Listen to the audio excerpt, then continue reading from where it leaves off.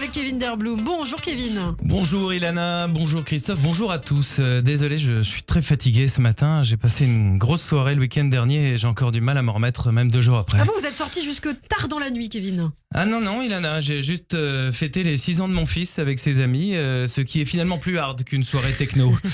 J'ai vécu des festivals moins violents qu'un goûter d'anniversaire avec 8 gamins drogués au sucre. Oui, à seulement 8, ils ont réussi à nous mettre dans un état de fatigue extrême au point qu'on a pensé que c'était dommage d'avoir poussé notre enfant à sociabiliser. En l'inscrivant à ce cours de kung-fu, au centre aéré ou tout bêtement à chaque fois qu'on lui disait au parc « Bah va jouer avec le petit là-bas, il a l'air gentil », on ne se doutait pas qu'on en paierait les conséquences 6 ans plus tard en accueillant 8 petits monstres hyperactifs assoiffés de sucre. On croit être un bon parent en essayant de sociabiliser son enfant, mais au final, on se retrouve avec une bande de hooligans d'1m20 à 14h un dimanche après-midi. L'enfer est finalement pavé de bonnes intentions. J'avais pourtant essayé de limiter la casse avec un théorème simple, 6 ans, 6 invités, mais devant le regard de chien battu de mon fils, qui est d'une beauté incommensurable et pour une raison simple, c'est mon fils. Certaines mauvaises langues diront que sa mère y aurait contribué, mais cela n'a jamais encore été prouvé et ce n'est pas vous, Christophe, qui allez me contredire, il faut faire attention aux fake news. En bref, quand j'ai vu le regard de ce petit Brad Pitt en culotte courte, je suis passé de 6 copains à 8 copains, car en plus d'illuminer chaque semaine les matinales de Radio J par mon physique avantageux, ce qui transparaît même à travers la bande FM, je suis quelqu'un de généreux, Ilana. Ah oui. Et oui, on les a accueillis tranquillement, tout se passait bien. Ils jouaient dans la chambre de mon fils, mais j'ai eu le malheur de sortir la boîte de bonbons un peu trop tôt. Et là, tout a basculé. Après que ces petits anges aient ingéré chacun 8 dragibus et 2 fraises tagada, ils se sont mis à muter. Devenant incontrôlables, certains couraient aléatoirement sans but, faisant tomber les bibelots qu'on avait ramenés de nos voyages. D'autres parlaient plus fort que Fabrice Lucchini citant Charles Péguy.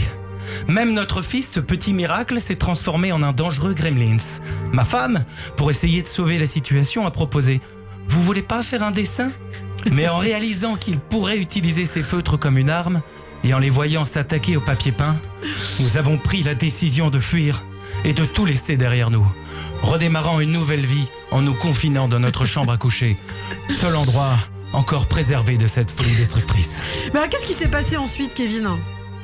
Eh bien, Ilana, un miracle s'est produit. Les parents des amis de mon fils sont venus récupérer leurs enfants, marquant la fin d'un dimanche après-midi pas comme les autres, qui hantera pour longtemps nos pensées.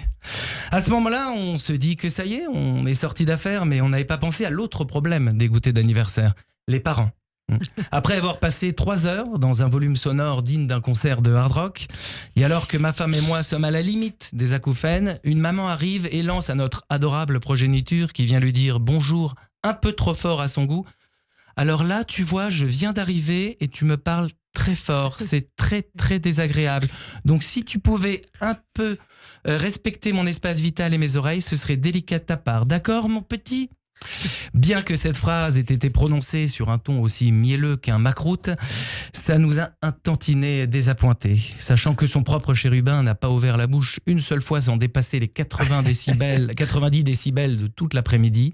Et figurez-vous que je me suis renseigné, passer 2 heures dans une atmosphère de plus de 86 décibels nous expose à un risque élevé de dommages auditifs. D'ailleurs, je suis désolé, je dois vous laisser, j'ai un rendez-vous chez Audica pour ma prothèse. Merci de m'avoir écouté, bonne journée. Eh bien, merci beaucoup. Les aventures parentales de Kevin Derbloom, on les adore. Merci beaucoup, merci. Kevin. Tout de suite, c'est l'invité de Christophe Barbier, Mélodie Mogruet, docteur en droit public et enseignante à Sciences Po.